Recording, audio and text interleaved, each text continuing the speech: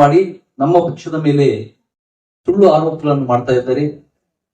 ಇವತ್ತು ಕಾಂಗ್ರೆಸ್ನ ಕೆಲವು ನಾಯಕರು, ಮಾಜಿ ಶಾಸಕರು, ಮಾಜಿ ಸಚಿವರು, ಎಂಎಲ್ಸಿಗಳು ಕಳೆದ 3-4 ದಿನಗಳ ಹಿಂದೆ ಮಾಧ್ಯಮದಲ್ಲಿ ನಮ್ಮ ಶಾಸಕರ ಬಗ್ಗೆ ಹೇಳಿಕೆಗಳನ್ನು ಕೊಡ್ತಾ ಕೆಲವೊಂದು ಹೇಳಿಕೆಗಳನ್ನು ನಾವು ನೋಡಿದ್ದೀವಿ. ಮಾಜಿ ಶಾಸಕ ರಾಜಶೇಖರ್ ಪಾಟೀಲ್ ಅವರು, ಶಾಸಕರಾದ ಭೀಮರಾವ್ ಪಾಟೀಲ್ ಅವರು, ವಿಧಾನ ಪರಿಷತ್ ಸದಸ್ಯರಾದ ಭೀಮರಾವ್ ಪಾಟೀಲ್ ಅವರು, ಅರವಿಂದ್ ಅರಳಿ ಅವರ ಹೇಳಿಕೆಗಳನ್ನು ನಾವು ಮಾಧ್ಯಮಗಳಲ್ಲಿ ಗಮನಿಸಿದ್ದೀವಿ. ತಮ್ಮ ಮಾಧ್ಯಮದಲ್ಲಿ ಅದನ್ನು ನೋಡಿದ್ದೀವಿ. ಇವತ್ತು ನಿಜವಾಗಿ ಹೇಳಬೇಕಾದ್ರೆ ಪಕ್ಷದ್ರೋಹ ಅನ್ನೋದು ಎಲ್ಲಾದ್ರೂ ಇದ್ರೆ ಅದು ಬೀದರ್ ಜಿಲ್ಲೆಯ ಕಾಂಗ್ರೆಸ್ನ ಮನೆ ಮಾತಾಗಿದೆ. ಹಿಂದೆ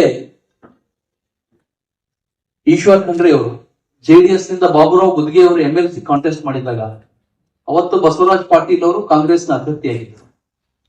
ಅವತ್ತು ಬಾಬುರಾವ್ ಗುದ್ಗೆ ಅವರಿಗೆ ಸಪೋರ್ಟ್ ಮಾಡಿದ್ದು ಈಶ್ವರ್ ಖಂಡ್ರೆ. ತದನಂತರ ಬಸವರಾಜ್ ಪಾಟೀಲ್ರು, ದಿವಂಗತ ಬಸವರಾಜ್ ಪಾಟೀಲ್ ಭಾರತೀಯ ಜನತಾ ಪಕ್ಷದ ಅಭ್ಯರ್ಥಿಯಾಗಿದ್ದಂತ ಸಂದರ್ಭದಲ್ಲಿ ಹುಮನಾಬಾದ್ನಲ್ಲಿ ಕಾಂಗ್ರೆಸ್ನ ಶಾಸಕರಾಗಿದ್ದಂತ ರಾಜಶೇಖರ್ ಪಾಟೀಲ್ ಅವರು ಸ್ವತಃ ಯಾರು ನಮ್ಮ ಶಾಸಕರ ಮೇಲೆ ಆರೋಪ ಮಾಡ್ತಾ ಇದ್ದಾರೋ ಅವತ್ತು ಕಾಂಗ್ರೆಸ್ ಕೆಲಸ ಮಾಡಿದ್ರ, ಅವತ್ತವರು ಓಪನ್ ಆಗಿ ಬಸವರಾಜ್ ಪಾಟೀಲ್ ಅವರು ಕೆಲಸ ಮಾಡಿದ್ರು. ಅಷ್ಟೇ ಅಲ್ಲ, ಅದಾದ ನಂತರ ಅವರು ಕಾಂಗ್ರೆಸ್ ಅಭ್ಯರ್ಥಿ, ಬಸವರಾಜ್ ಪಾಟೀಲ್ ಬಿಜೆಪಿ ಅಭ್ಯರ್ಥಿ ಆಗಿದ್ರು. ಅಲ್ಲಿ ಪಕ್ಷದ್ರೋಹ ಮಾಡಿದ್ರು. ತದನಂತರ ಮುಂದೆ 1 ತಿಂಗಳ 2 ತಿಂಗಳಲ್ಲೇ ಜಿಲ್ಲಾ ಪಂಚಾಯತಿ ಚುನಾವಣೆ ನಡೆಯಿತು. ಅವಾಗ ನಾನು ಸ್ವತಃ ಅಭ್ಯರ್ಥಿಯಾಗಿದ್ದೆ ಬಿಜೆಪಿಯಿಂದ. ಕಾಂಗ್ರೆಸ್ನಿಂದ ಸುರೇಶ್ ತೀಗಿ ಅನ್ನೋರು ಅಭ್ಯರ್ಥಿಯಾಗಿದ್ದೆ. ಆದ್ರೆ ಇವ್ರು ಮಾಡಿದ್ದು ಯಾರಿಗೆ ಅಂದ್ರೆ ಅವ್ರ ಚಿಕ್ಕಪ್ಪ ಇಂಡಿಪೆಂಡೆಂಟ್ ಆಗಿ ನಿಂತ ವೀರಣ್ಣ ಪಾಟೀಲ್ ಕೆಲಸ ಮಾಡಿದ್ರು. ಇದು ಪಕ್ಷದ್ರೋಹ ಅಲ್ವಾ? ಇದು ಕಾಂಗ್ರೆಸ್ನವರಿಗೆ ನಿರಂತರವಾಗಿ ಮಾಡ್ಕೊಂಡು ಬಂದಿರುವಂತ ಒಂದು ಚಟುವಟಿಕೆ ಇದೆ.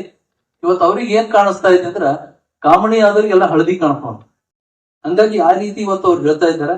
ಇದಕ್ಕೆ ಉತ್ತರ ಯಾರಾದ್ರೂ ಕೊಡ್ಬೇಕಂದ್ರೆ ಅವ್ರು ಹೇಳಿದಾರೆ, ಮುಖ್ಯಮಂತ್ರಿ ಎದುರು ಅಥವಾ ಡಿ ಕೆ ಶಿವಕುಮಾರ್ ಎದುರು ಹೇಳಿದಾರ ಅಂತ ಹೇಳಿ.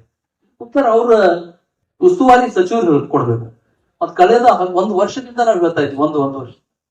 ಇವತ್ತು ಜಿಲ್ಲೆಯಲ್ಲಿ ಜಿಲ್ಲಾಡಳಿತ ನೆಲಕಚ್ಚಿ ಹೋಗಿದೆ ಅಂತ ಇವತ್ತು ಕಾಂಗ್ರೆಸ್ನವರು ಆರೋಪ ಮಾಡ್ತಾ ಇದ್ದಾರೆ. ನಾವ್ ಹೇಳಿದಾಗ ಸಮರ್ಥನೆ ಮಾಡ್ಬೇಕಿತ್ತು. ನಿಜವಾಗಿ ಹೇಳ್ಬೇಕಂದ್ರೆ ಇವತ್ತು ಜಿಲ್ಲಾಡಳಿತ ಪೂರ್ತಿ ಕುಸಿತ ಆಗಿದೆ. ಇವತ್ತ ಸ್ವತಃ ಉಸ್ತುವಾರಿ ಸಚಿವರ ಕ್ಷೇತ್ರದಲ್ಲಿ ಮರಳು ಮಾಫಿಯಾ ನಡೀತಾ ಇದೆ. ಇವತ್ತು ಜಿಲ್ಲೆಯಲ್ಲಿ ದರೋಡೆಗಳು, ಹಗಲು ದರೋಡೆಗಳು ನಡೀತಾ ಇವೆ, ಕೊಲೆಗಳಾಗ್ತಾ ಇವೆ. ಈ ಬಗ್ಗೆ ಚಕಾರ ಎತ್ತಾ ಇಲ್ಲ ಅಂತ ನಾವು ಹೇಳಿದ್ದೀವಿ.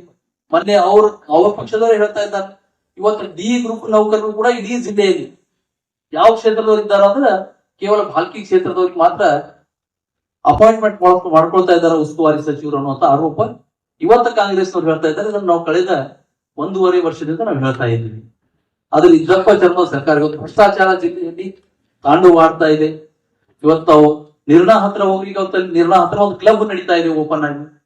ನಾವು ಅನೇಕ ಸಲ ನಮ್ಮ ಒಳ್ಳೆ ದಕ್ಷ ಅಧಿಕಾರಿಗಳಿರ್ತಾರೆ, ಭ್ರಷ್ಟ ಅಧಿಕಾರಿಗಳನ್ನು ತೆಗೀರಿ, ಜಿಲ್ಲಾಡಳಿತ ಕುಸಿದು ಹೋಗಿದೆ ಅಂತ ಅನೇಕ ಸಲ ಒತ್ತಾಯ ಮಾಡಿದ್ದೀವಿ. ಇವತ್ತು ಆ ಮಾತನ್ನು ಅವ್ರು ಹೇಳ್ತಾ ಇದ್ದಾರೆ. ನಿಜವಾಗಿ ಅವ್ರು ಏನಾದ್ರೂ ಹೇಳ್ಬೇಕಾಗಿದ್ರೆ ರಾಜಶೇಖರ್ ಪಾಟೀಲ್ ಅಥವಾ ಮಿಕ್ಕಿದವ್ರು ಏನ್ ಹೇಳಿದಾರ? ಇವತ್ತ ನಿಮ್ಮ ಪೋಸ್ಟರ್ ಬಾಯ್ ಸಂಸದರು ಸಂಪೂರ್ಣವಾಗಿ ವಿಫಲರಾಗಿದ್ದಾರೆ. ಕಳೆದ 1 ವರ್ಷದಲ್ಲಿ ಯಾವುದೇ ಅಭಿವೃದ್ಧಿ ಕಾರ್ಯಗಳಿಲ್ಲ. ಹಿಂದೆ ನಮ್ಮ ಸಂಸದರಿದ್ದಾಗ ರಸ್ತೆಗಳು, ಇವತ್ತು ಅವರಾದ ರಸ್ತೆ ಇರ್ಬೋದು, ಜಿಲ್ಲೆಯಲ್ಲಿ ಎಲ್ಲ ಹೈವೇಗಳಿರ್ಬೋದು, ಇವತ್ತ ಸೋಲಾರ್ ಪ್ಲಾಂಟ್ ಇರ್ಬೋದು, ಇವತ್ತು ರೈಲ್ವೆಗಳಿರ್ಬೋದು, ಪಾಸ್ಪೋರ್ಟ್ ಆಫೀಸ್ಗಳು, ನಾವು ಅನೇಕ ಕೆಲಸಗಳು ನಮ್ಮ ಒಂದು ಪೀರಿಯಡ್ ಅಲ್ಲಿ ಆಗಿದೆ. ಬಿಜೆಪಿಯ ಸಂಸದರಿದ್ದಾಗ ಆಗಿದೆ. ಆದ್ರೆ ಇವತ್ತಿನ ಸಂಸದರು ಯಾವ ಪೋಸ್ಟರ್ ಬಾಯ್ ಅನ್ನು ಜಿಲ್ಲಾ ಉಸ್ತುವಾರಿ ಸಚಿವರು ಸಂಸದರಾಗಿ ಮಾಡಿದ್ದಾರೋ ಅವರಾದ ನಂತರ ಏನು ಕೆಲಸ ಮಾಡಿದಾರೋ ಅನ್ನೋದು ಒಂದು ವೈಟ್ ಪೇಪರ್, ಶ್ವೇತ ಪತ್ರ ಹೊರಡಿಸಬೇಕು ಅಂತ ನಾವು ಆಗ್ರಹ ಮಾಡ್ತೀವಿ. ಇದ್ರ ಜೊತೆಯಲ್ಲಿ ಇವತ್ತು ಅವ್ರು ಇನ್ನೊಂದು ಮಾತನ್ನು ಹೇಳಿದ್ದಾರೆ. ಬಿಜೆಪಿಯವರು ಭೀಮಣ್ಣ ಖಂಡ್ರೆ ಅವ್ರ ಮನೆಗೆ ಹೋಗಿದ್ದಾರೆ ಅಂತ ಹೇಳಿ. ಕಾಂಗ್ರೆಸ್ನವ್ರಿಗೆ ಮಾನವೀಯತೆ ಅನ್ನೋದು ಹೊರಟೋಗಿದೆ ಅನ್ನಿಸ್ತದೆ. ಭೀಮಣ್ಣ ಖಂಡ್ರೆಯವರು ಎಲ್ಲದರಲ್ಲೂ ರಾಜಕೀಯ ಮಾಡೋದಿರಲ್ಲ. ಅವ್ರು ಒಳ್ಳೆಯವರೊಂದರಾಗಿದ್ದಾರೆ, ಶತಾಯುಷಿಗಳಾಗಿದ್ದಾರೆ. ಅವರ ಆರೋಗ್ಯನ ವಿಚಾರಣೆ ಮಾಡ್ಬೇಕಂತ ನಮ್ಮ ಕೇಂದ್ರ ಸಚಿವರು ಬಂದಿದ್ದಾಗ ಅವ್ರ ಮನೆಗೆ ಹೋಗಿದ್ರು. ರಾಜಕೀಯ ಮಾಡೋರು ಹಗಲತ್ ಹೋಗಲ್ಲ. ಇವ್ರು ಕಾಂಗ್ರೆಸ್ದವ್ರು ಅನೇಕ ಸಲ ನಮ್ಮಲ್ಲಿ ನಿಮ್ ಪಕ್ಷಕ್ಕೆ ಸೇರ್ತೇವೆ ಅಂತ ರಾತ್ರಿ ಎಲ್ಲ ಬಂದವರಿದ್ದಾರೆ. MP ಟಿಕೆಟ್ ಕಡೆ ನಮ್ಮಲ್ಲಿ ಬಂದಿದ್ದವರಿದ್ದಾರೆ. ನಾವು ಅದನ್ನು ಮಾಡ್ಲಿಕ್ಕೆ ಹೋಗಿಲ್ಲ. ಮಾನವೀಯತೆ ಇದ್ರ ಮೇಲ್ಗಡೆ ಅವ್ರ ಮನೆಗೆ ಅವ್ರು ನಮ್ಗೆ ಒಬ್ಬ ಕೇಂದ್ರ ಸಚಿವರು ಬಂದಾಗ ಸಚಿವರ ಜೊತೆ ನಾವಿರೋದು ಅದು ಒಂದು ಪ್ರೋಟೋಕಾಲ್ ಇದೆ. ನಮ್ಮ ಸಚಿವರು, ನಾನು ಅಲ್ಲಿಂದ ಬಂದಿದ್ದೀನಿ, ಭೀಮಣ್ಣ ಖಂಡ್ರೆ ಅವರಿಗೆ ಆರೋಗ್ಯ ಸರಿ ಇಲ್ಲ, ಅವರನ್ನು ಕಾಣಬೇಕು, ಅವ್ರನ್ನ ಭೇಟಿ ಮಾಡಿ ಬರ್ಬೇಕು ಅಂದಾಗ ನಮ್ಮ ಶಾಸಕರೆಲ್ಲ ನಾವೆಲ್ಲ ಹೋಗಿದ್ದಿತ್ತು. ಇದರಲ್ಲಿ ಯಾವ ರಾಜಕೀಯ ಇದೆ? ಯಾರು ನಮ್ಮ ವಿಧಾನ ಪರಿಷತ್ ಸದಸ್ಯರು ಹೇಳ್ತಾ ಇದಾರೆ ಕಾಂಗ್ರೆಸ್ ಯಾರು ಬಿಜೆಪಿ ಯಾರು ಕಾಣ್ತಾ ಇಲ್ಲ, ಅದು ಸೇರ್ಪಡೆ ಕಟ್ಟೆ ಇದೆ ಅಂತ ಹೇಳಿ. ಅಲ್ಲಿ ಸೇರ್ಪಡೆ ಆಗ್ಲಿಕ್ಕೆ ಅವ್ರು ಹಾತೊರಿತಾ ಇದ್ದಾರೆ. ಫೋಟೋ ನಾವು ತಗೊಂಡಿಲ್ಲ, ಅಲ್ಲಿದ್ದಂತ ಕಾಂಗ್ರೆಸ್ ಕಾರ್ಯಕರ್ತರು ನಮ್ಮ ಮಂತ್ರಿ ಜೊತೆ ನಮ್ಮ ಜೊತೆ ಫೋಟೋ ತೆಕ್ಕೊಳ್ಳಿಕ್ಕೆ ಹಾತೊರಿತಾ ಇದ್ರು.